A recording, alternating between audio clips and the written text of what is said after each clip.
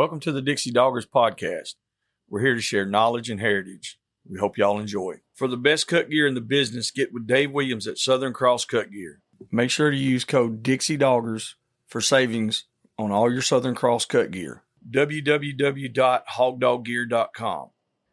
If you're buying or selling land, farms, or hunting property, these folks know land. Get with Phil Wilson from Georgia Land Brokerage, 678-791-3483. 777 Kennels, Advanced K9 Nutrition. Vertex K9 Essentials, Advanced K9 Nutrition, beneficial to all breeds.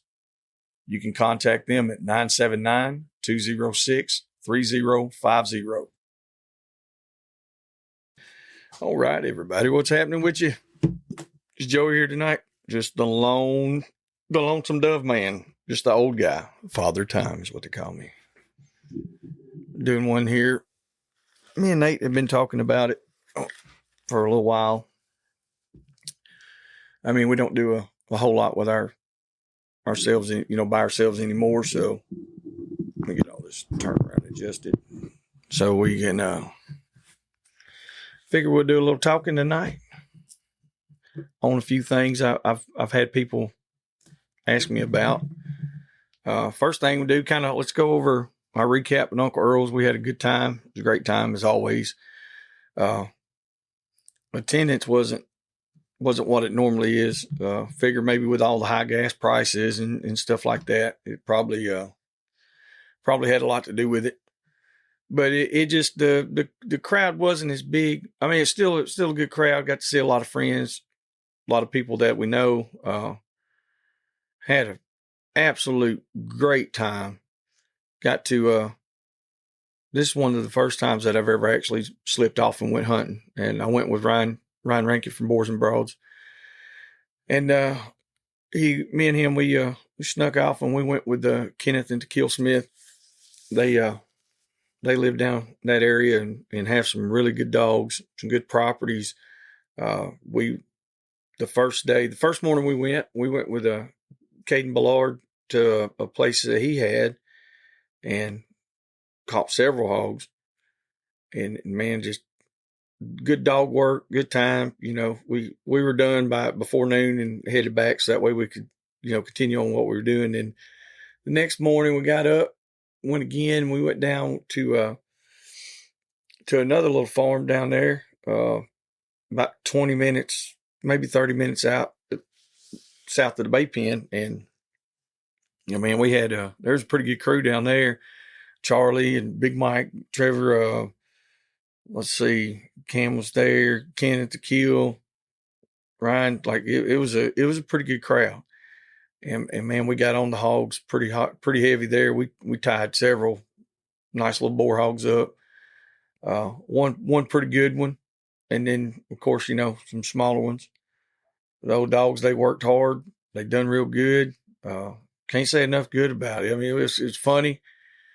There was hogs being bayed in groups. That old knothead dog they got, I've been talking good about that dog. I hope I don't jinx him. But I don't think you could jinx a dog like knothead.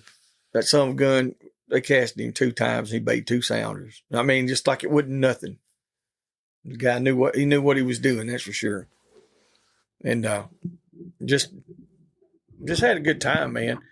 And so, if you get the chance to go visit Uncle Earl's down there in Winfield, Louisiana. Sound like the rain's hitting now. But I don't know if y'all can hear that through the mic or not, but unless it gets real, real heavy, I might have to turn it down soon. Nathan will probably be able to edit all that out, clear it up. But so a few things I want to talk tonight about is like some of the things that we've had to change up as the way that we're hunting. Because I hunted these rough dogs for so long. And then when we started hunting with Rodney, we incorporated the rough dogs with the bay dogs, which our bay dogs are still, they put teeth on them a little bit. They weren't just real loose bay dogs. They were a little rough. And so, we had to incorporate all that. And then I went to loose dogs. And now these loose dogs, hold on a second, pretty damn well.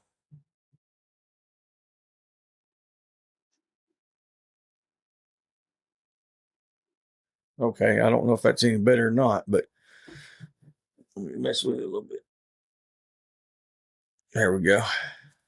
But so with those dogs, it's it's almost like you got to have a plan when you're running the rough dogs. A lot of people don't have a plan, and the dogs get, they get tore up and get hurt and get shit wrecked and all that good stuff. And but we always tried to have a little plan together. Like, man, if the dogs all bunched up together and even if they were 4, 5, 600 yards, a lot of times they wouldn't go in real deep. But to some people that is deep, but for us that wasn't. So if they were out that far and they all got close together, we knew, like, okay, they're all together on something hot, and when they get there, they're going to have it caught. So we would go ahead and start making our way there, and that worked out really good for a long time. Then, of course, hogs, they just kept running, and it got worse and worse. So we needed something that would stick with them a little more, and so I bred up dogs that would do that, but they were still too rough, and they would be a mile and a half and get caught. And man, then you're trying like hell to get there. It's just a nightmare, So going to the loose dogs, it took me a while to really find what I wanted. Or let me say, it took me a while to find out what I liked, because I hunted with several different people, and they all had good dogs, but there were some things I didn't like about certain ones. And then I think I've got what I like for the most part right now, the way they hunt. They don't blow out of the country as soon as you open the dog box. You know what I'm saying? They're not running to get exercise. They get out. Usually they'll empty out. They'll mosey around for a minute or two. Then they'll just ease off. And most of the time they're not coming back at all, until like they're going to find a track and they're going to run it. Now, whether or not we get it stopped or get it bait or get it caught or whatever, that's neither here nor there. But they're going to do their job and find the track and get it going. I feel like a lot of times we rely 100% on the dogs to do all of it when we should be doing some of it too. And I know some guys that are really good hog hunters, and they hunt as hard as their dogs do, but it's playing the game. They have a strategy. And a lot of them, if you know your properties, you know your dogs, you know how that hog's going to run, the routes that they normally take. You might not know each hog individually, but chances are they're going to take a similar route. So you can get ahead of them and cut them off or pack to them or whatever you need to do.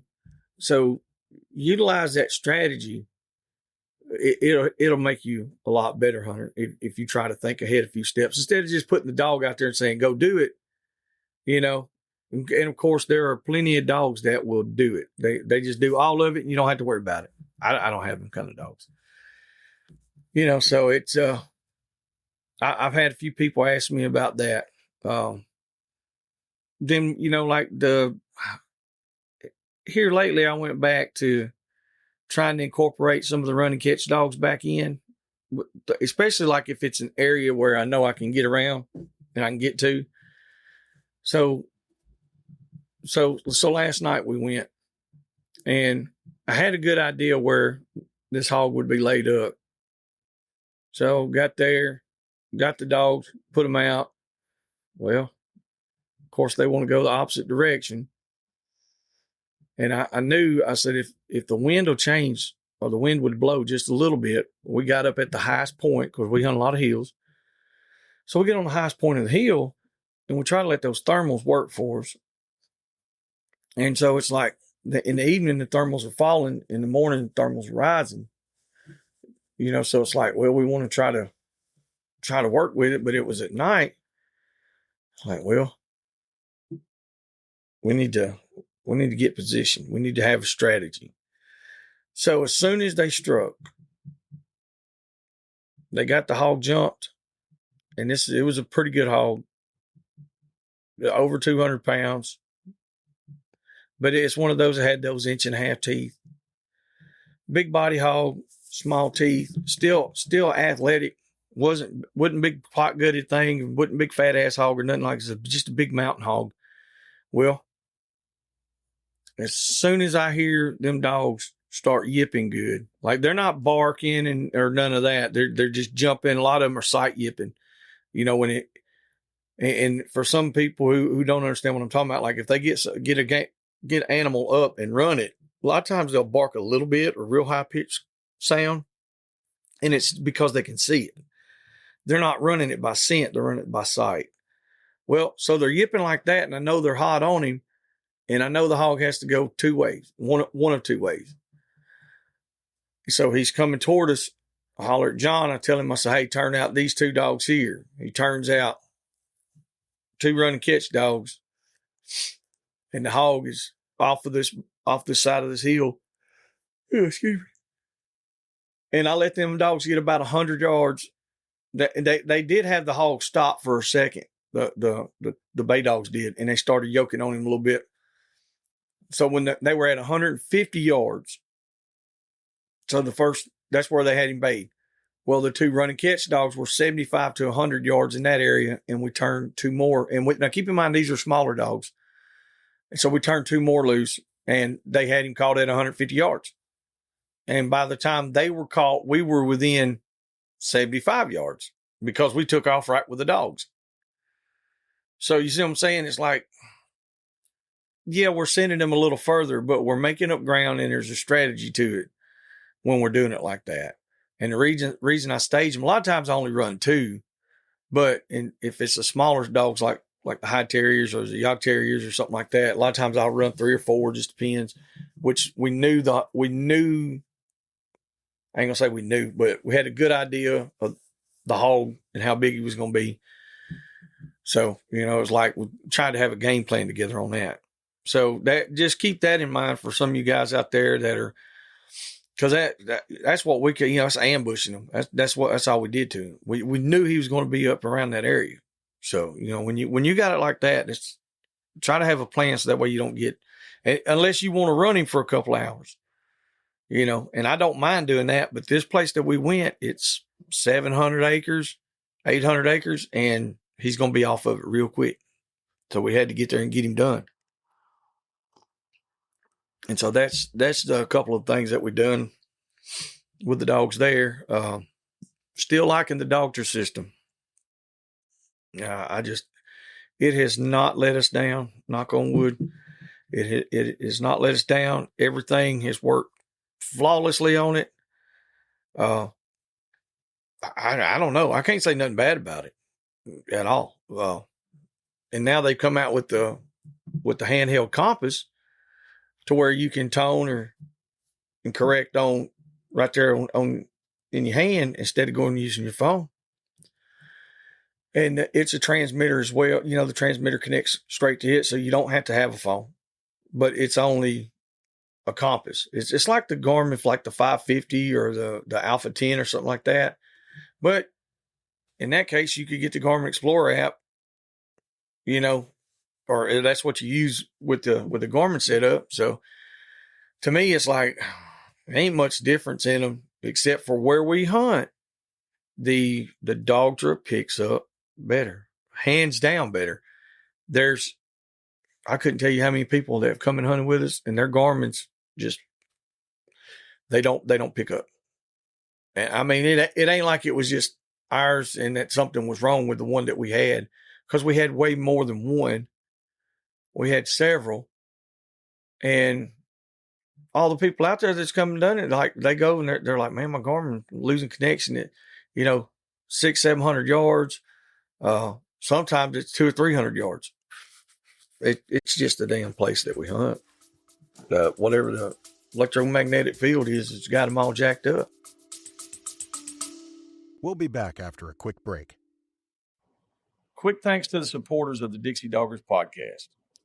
Light Hounds, Southern Cross Cut Gear, Phil Wilson with UC Hunting Properties, Rankin Ranch 38 Cattle Company, 777 Kennels Advanced Canine Nutrition, and the old Boars N Broads.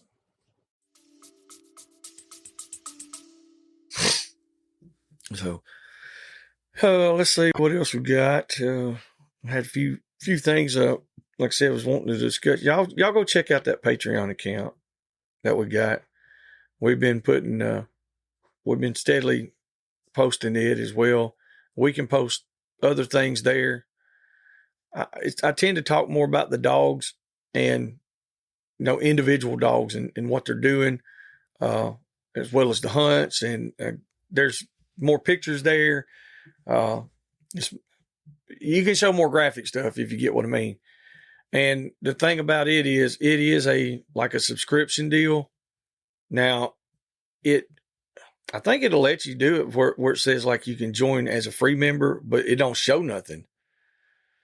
So you have to like do $2 or $5. I don't know. I don't even know how much it is. But anyway, check that out. If you want to support us, that's the only thing that we can really do to where it's worth us doing it. Like YouTube and all that stuff, we're still putting stuff on there. Nate's got a couple more videos he's putting up. We talked about it and decided that we're going to continue on with YouTube and start putting more videos up.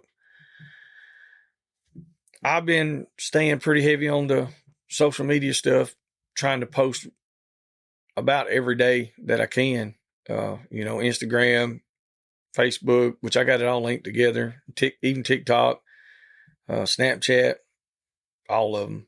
So that way we can just kind of keep it out there and stay in the loop with everybody so nobody forgets us. Because, if we don't do that, we'll just be like a popcorn fart in the wind. Gone. But it is what it is. And after that, let's see. I was talking with a guy about road hunting versus rigging. So I've had several conversations with people, and I had a guy ask me, he said, why would you road hunt a dog instead of rig hunt it? I said, well, to each his own. And it also depends on how long you keep them on the ground, the terrain that you're hunting, the properties that you're hunting, the style of dog that you're hunting, the breed of dog you're hunting. All these things come into play. If I've got plots, I'm gonna ride them on the box, more than likely.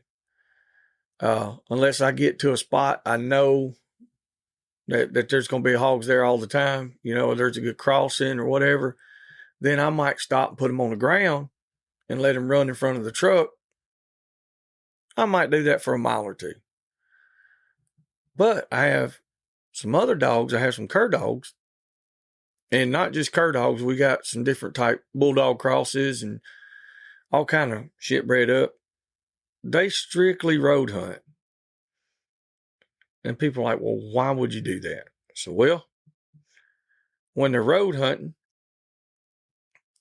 I like my dogs to be just like, if it's at night, I want them to be just right up there where I can't hardly see them. And I'm going to ease around. And so chances are, if there's something that's real close right on the side of the road, they'll already be on it by the time I even get up there to them. Or versus if a dog was rigging, now if you leave your dog loose and they can bail off, that's fine, But a lot of people have their dog clipped up on a rack, and you have to stop, get out, unclip the dog, and do all that. So that's more noise, more movement, more time. So for me, like I said, for what I'm doing, I feel the dog is closer to the ground. If it's a real, real hot, where, like I said, where something just crossed or whatever, it can hear it, because it's not up there on the top. These are just, like I said, this is nothing that's concrete evidence. These are just things that I'm saying. It doesn't mean it's right for what you do. It could be totally off for what you do. But I'm just saying that's why I do it. And not just that, like, it keeps the dogs in shape. The dogs are in good shape. Our dogs run. And they can stay gone. They can run all day long. Cur dogs. And I mean, like, if they get in a long race, I can pack them in there with some of the hounds, and they'll stick it. They'll stay with them.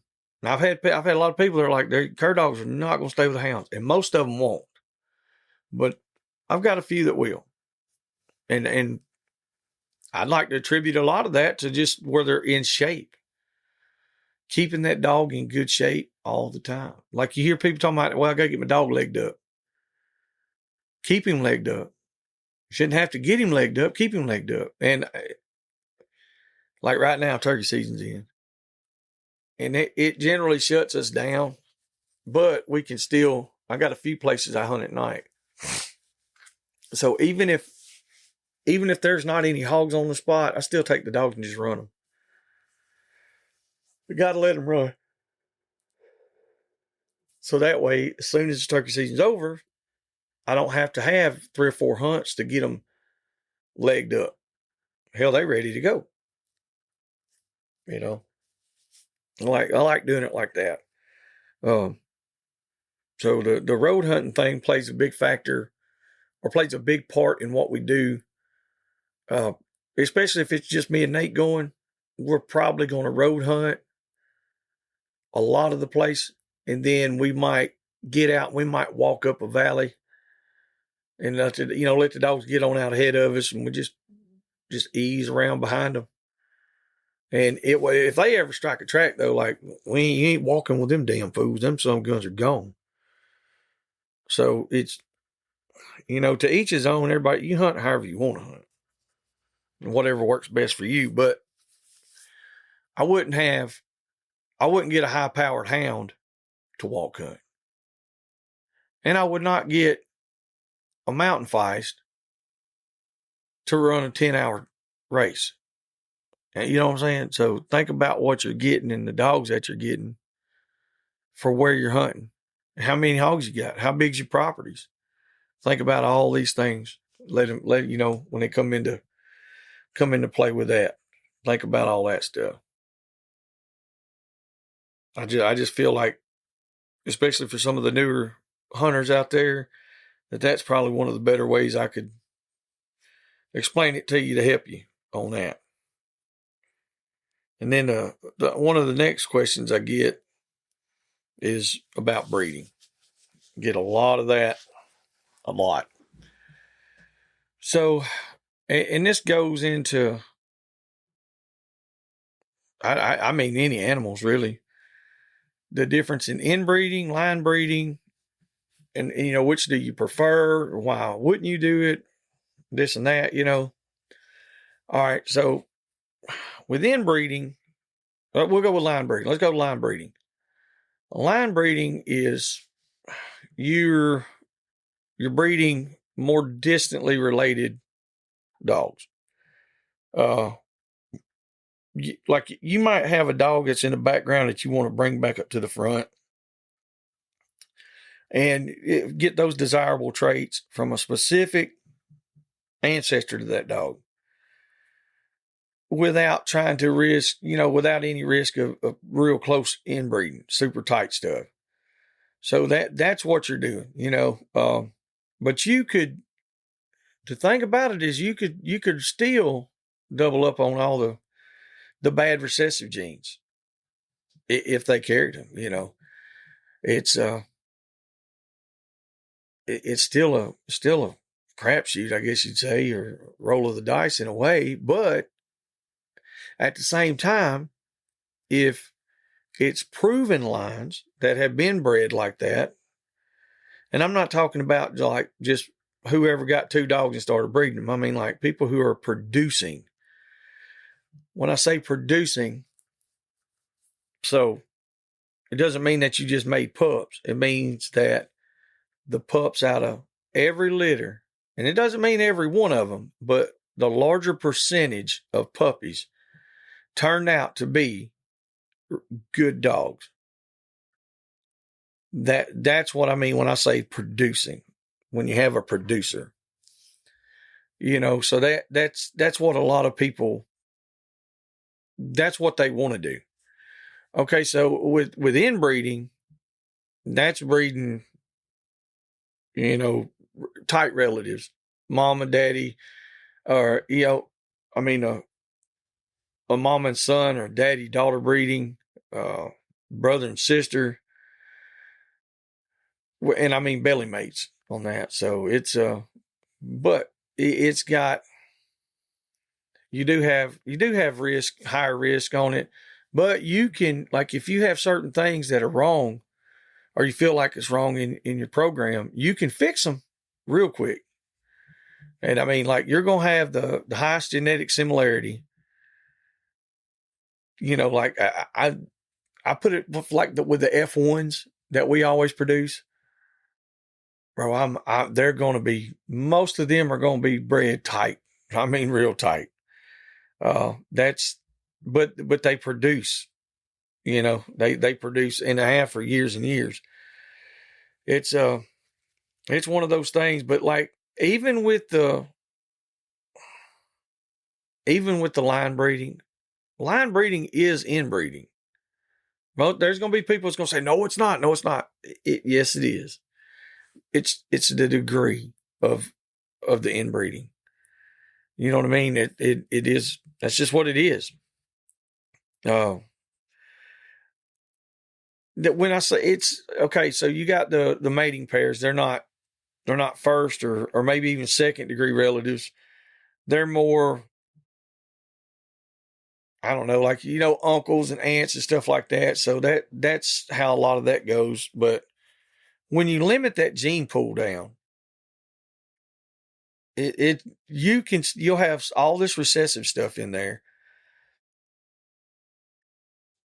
It can, like I said a while ago, it can pop up.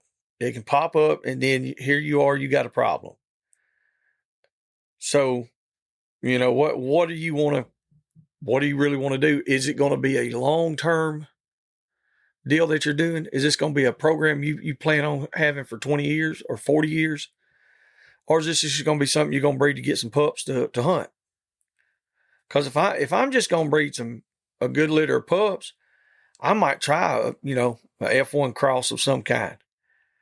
It seems like I haven't had nowhere near any type of genetic deformities or mutations or a bunch of illnesses or sicknesses or anything with all these F1s that we've done. And we've been doing them for 20 years now. And we've had good luck with them. So, I mean, it is what it is. And so you get, like, the dogs, they're going to inherit copies of these genes from both parents. A recessive condition is when a dog gets two faulty genes or two copies of a gene, and that's where it's going to be. That's when you have, if you got a dog, that's where it's showing up. Bam, right there, like an underbite or a bad coat or bad feet. It could be 1,000 things. And then you have other dogs that are carriers. And those are the ones that usually have one bad one, instead of both. And so the carriers, they don't really have the condition or the disease or whatever it is. But if both parents, if you breed two dogs that are carriers, excuse me, then probably about 25+% is going to have a condition, whatever condition that they're carriers of. That's something, but you don't know. You don't know if they're carriers unless you do some type of genetic testing on them. And you need to, that's what I'm saying. This is when you're coming into being serious about saying, I'm going to do this line of dogs and I'm going to breed the best dogs I can possibly breed. These are the steps that you're going to have. This is the in-depth part of it. It's with the inbreeding parts of it, a lot of people, they say they have smaller litters, and I would say that's true. It seems like some of them are hard. They don't have as good a maternal instinct, if you'd say. So it's one of those deals there. Like I said, a lot of it goes to what breed of dog are you messing with? Because coming from the bulldog stuff, there's a lot of that goes on. but it's also a shorter lifespan a lot of times. And that's what people are. I mean, they're not interested in a dog living 40 years. They're interested in a dog getting a good 6 or 8 or 10 years out of it. I want it to live as long as I can. And so, that, like I said, that was another thing that I've been asked quite a bit about. I'm not a geneticist. I'm not even a dog breeder. I've bred some dogs up over the years that have turned out really good. These last 2 litters that we've done, we are literally at 90%. 9 out of 10 dogs have turned out. And to me, that just blows it out of the water. And the 10th one, the only reason it ain't turned out, as far as I know, is because it didn't have the opportunity. And, I can't control what somebody else is doing. That's why we have to vet the people that we send our dogs to. You have to vet them too. So if you're really concentrating on starting your own line or continuing a line that was handed to you, or just breeding up some good dogs, whatever, selling a dog for $200, $300, $400, $500, or $2,000, either one, you're not making money. To me, that's the biggest misconception in the breeding world, is people think you're making all this money. In order to do it right, it's going to cost you money. Like it costs money, and then you got to know all these things, and look, just read up on it, research it, learn what all these things are, learn what the coefficient of inbreeding is. Learn what that is and what the percentage is. If you have a high percentage on the coefficient of inbreeding, it means that the dog has a higher risk of inheriting some recessive genetic conditions. But it also doesn't mean that it will. It just says it has a risk. Every one of us, we have a risk every day that we wake up. We got thousands of risks. Doesn't mean that it'll happen. But it can help you make decisions on which way to go with these dogs, when you're breeding them up. Then I was trying to think of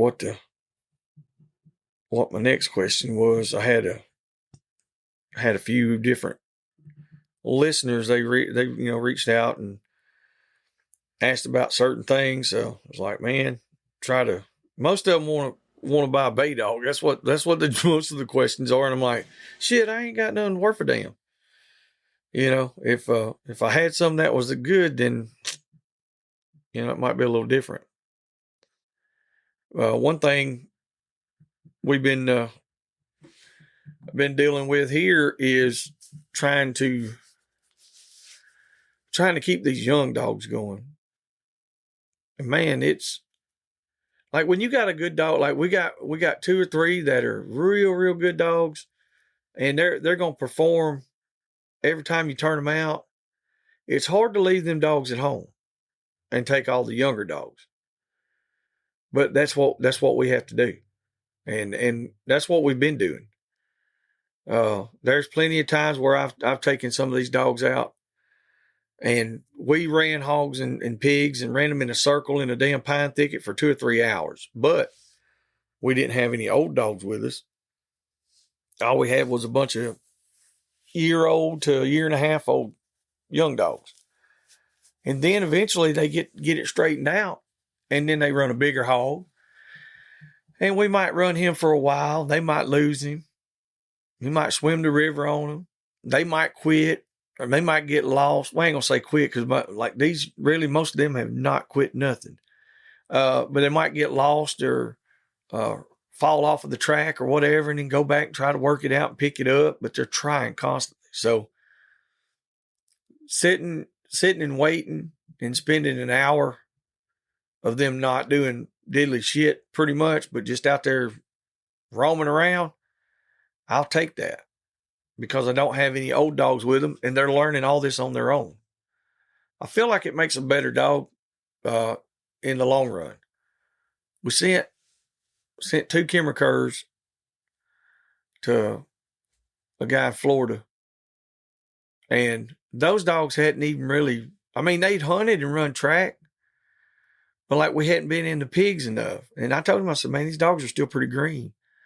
And I think the first weekend that he had them, he carried them out and they bait hogs.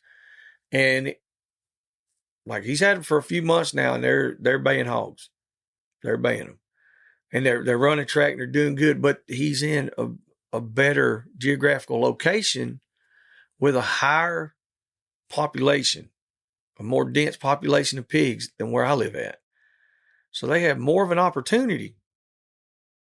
They have more of an opportunity to be on that game consistently. And that is what will create a good hog dog. Any kind of dog. Consistency. So let's get into that part. Let's get in consistency and why are you so damn lazy and not being consistent? Why are you wasting your evenings or your nights or something like that, jacking around out here, running up and down the roads, going out to eat, going to the movies, holding your girlfriend's hands and doing all this stuff? No, you need to be running dogs. If you want good dogs, that's what it takes. You got to put them in the woods or in a swamp or in a slough or wherever. Consistency is the key. You know, once you get the right dog, the right blood or right bloodline, the right dog, the whole all this shit, you get all that. If you don't hunt it, it don't do you any good to have it. Doesn't do a damn bit of good. And I'm talking to myself here. I ain't talking to none of y'all. I'm talking to me because I do this shit all the time. I have dogs and I've got too many dogs. And honestly, I hunt all of them. Sometime or other, we hunt the hell out of them. But I wish I could go even more. And then we get shut down all the time. Y'all, some of you guys out there don't know how lucky, I ain't going to say how lucky, but how good you got it. Florida, Georgia, Louisiana, Texas, Oklahoma, some of those places. There's places in Alabama that do have pretty good population of pigs. But like I said, we can't train. We can't keep nothing alive. We can't tie hogs, can't bar hogs, can't manage your pigs. You can't do nothing. And I talk to guys all the time that live in places where there's just hogs everywhere. When we went to Uncle Earl's, I went to my daughter's house, and my dogs are rigging a hog literally right by her driveway. And I'm sitting there, I'm like, God almighty, I got to drive an hour anywhere to get to find a pig. And even then, you ain't going to find many. So the consistency, I feel like I said, is a big, big deal. Because we take our dogs a lot and they hunt. And there's a lot of times it's just a dry hunt. But we take them and they're running. So when we do go to places where there are a lot of hogs, they do, they're out there running. They know the routine and they do good. They do pretty good on that. So I think if you guys just keep them out there in the woods and push them like that, I think you'll be all right. Then, so I had a guy ask talk about dogs barking on track versus dogs that's quiet. Man, we're catching them both ways. And it ain't much difference at all. Like I said, it ain't much difference at all. The dogs were barking last night on track, and we caught the hog from the time it was jumped to the time it was stopped, about 3 minutes. Now that's not every time. There's other times where dogs might, with a silent dog, it's done trailed for 30, 40 minutes. And then it gets there, gets him jumped. He's running. He's not barking, not saying nothing. It still might be an hour and a half, 2 hour race. And then they get him bathed. Done the same exact thing with a dog that's barking every breath. I've also done it with a dog that's barking every breath where it only took 5 minutes to get him stopped. that goes back to that strategy part we was talking about earlier. The reason I say that is, like, got a running walker, we turn him out, he gets the track started, gets it up, moving good. And what I'll do is I'll throw one or two of these cur dogs in there with him and try to get it stopped quick. That doesn't mean that we're going to, maybe not running catch dogs, but a little different style of a bay dog. And what they do is when they get in there, they tighten him up too. He gets to be a tighter bay dog. Because there's times where he won't do no, he ain't putting teeth on him. He'll step back, bay, and he might walk them. And I hate that. I hate no walking bay. Oh, God, I don't like it.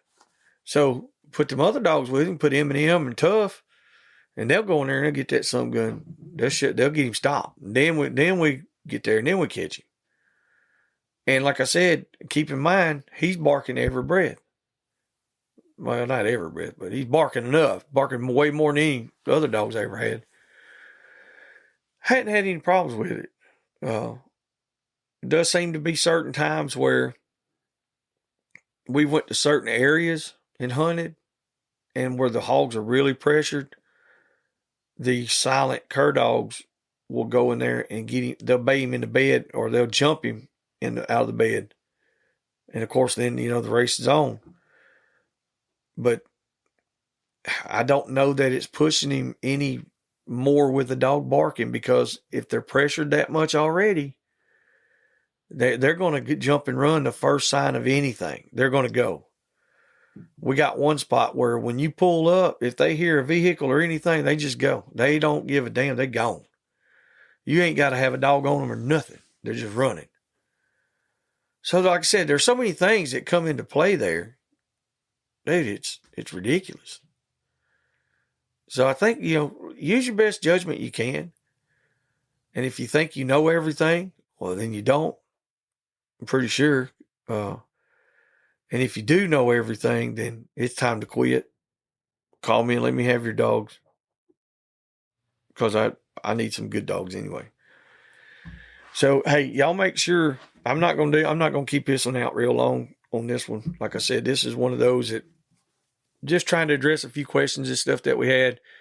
But keep in mind that, we have this House resolution bill that's they attach it to the Farm Bill.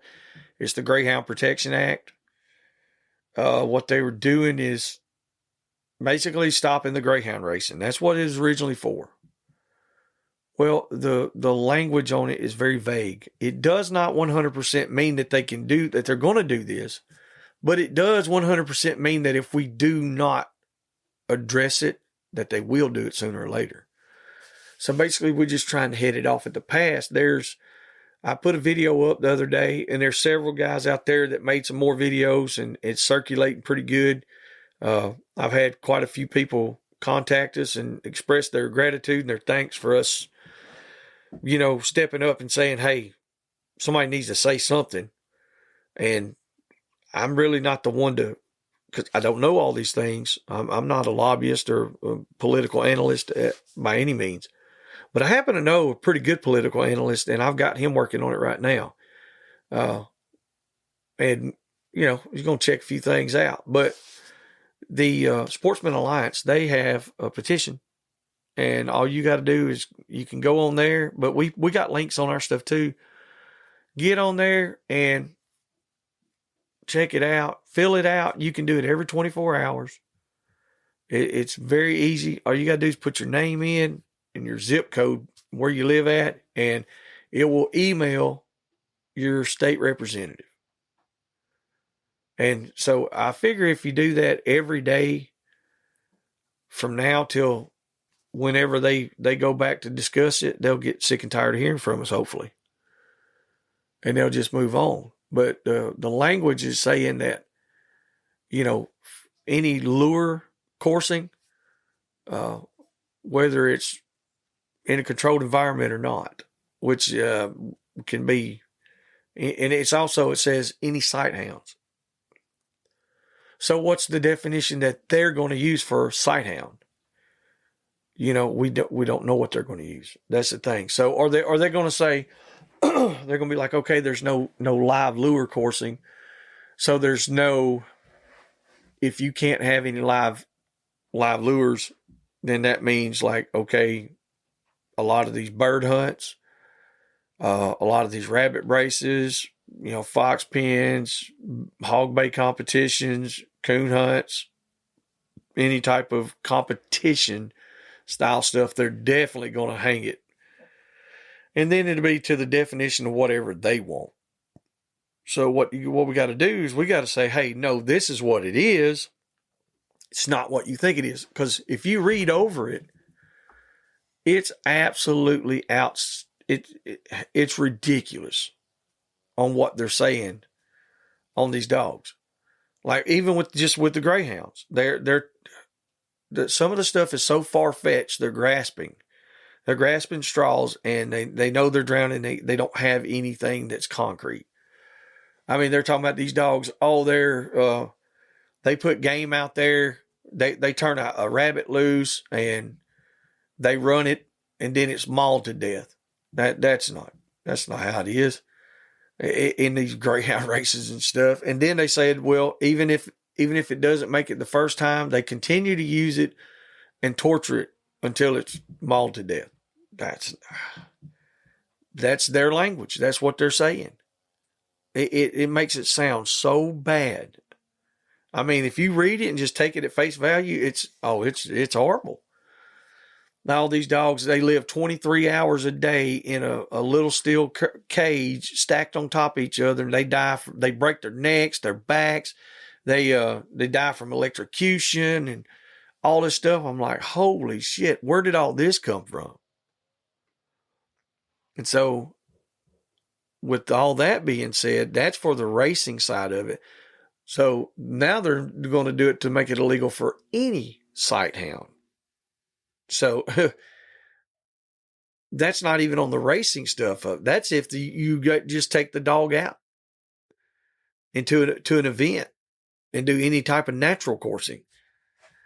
They're going to make it illegal for that. That's the verbiage. And that's the problem that we're having is a lot of us don't understand the verbiage and the language that they're using. And there's such a big gray area. They can contort and twist it to what they want it. They can make it fit whatever venue they want. Because like this whole thing was put in by voice vote. It wasn't like they had, gave notice to the public and said, okay, guys, let's have a hearing on it. No, that's not how that was. They attached it to the Farm Bill. And then after they had the Greyhound Protection Act going, they attached it to that. And now it's just growing. And I've had a few people that they're like, oh man, they ain't even passed that. No, they haven't. And we don't want them to. But those are the people that are going to be affected because they didn't even try. If it happens, if something happens and it affects me, it's not because I didn't try. I think if all of us do our part, and when I say do our part, if you think you've done enough, do some more. Do some more. Don't get on there and try to make you a good video and then not do nothing. Don't spread the word and then not do nothing. Get your ass on there. Fill out your stuff. I mean, we're trying to talk with our state representative ourselves. Like, we want to sit down with him. I want to sit down and talk to him. If the good Lord willing, I'll have him sitting right here talking to us on this where all y'all can hear it. That's my goal. And I actually know a gentleman that was raised with him, or they grew up together, and they're good friends. And so maybe we can make it happen. I sure hope so, man.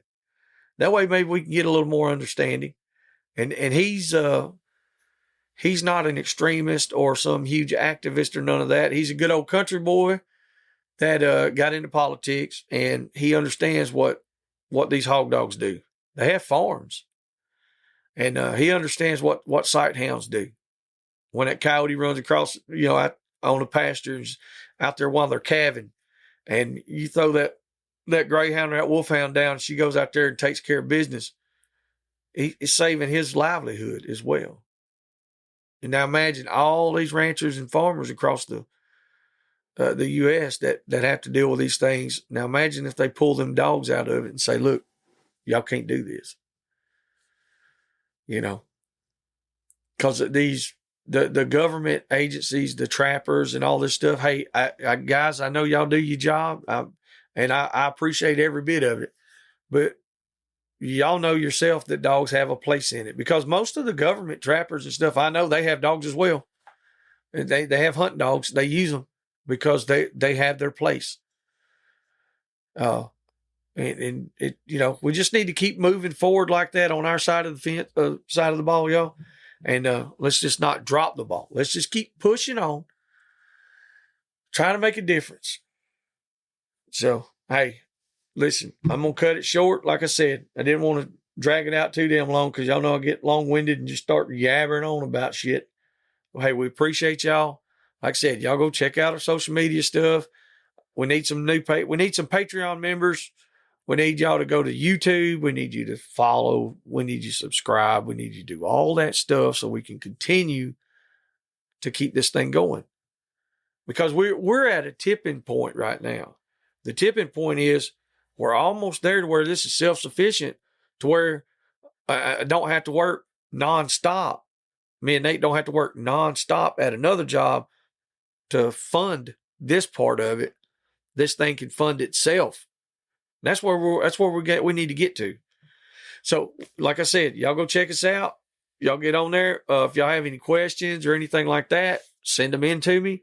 I think next Ask Uncle Pat segment, he's got 2 or 3 questions. People are finally starting to catch on and send them in, and man, I'm really liking it. And so we appreciate y'all. Until the next time, y'all come see us. Hope you enjoyed that episode. If there's anything or anyone you'd like to hear on the podcast, or if you'd like to come hunt with us, don't hesitate to contact us at dixiedoggers01@gmail.com.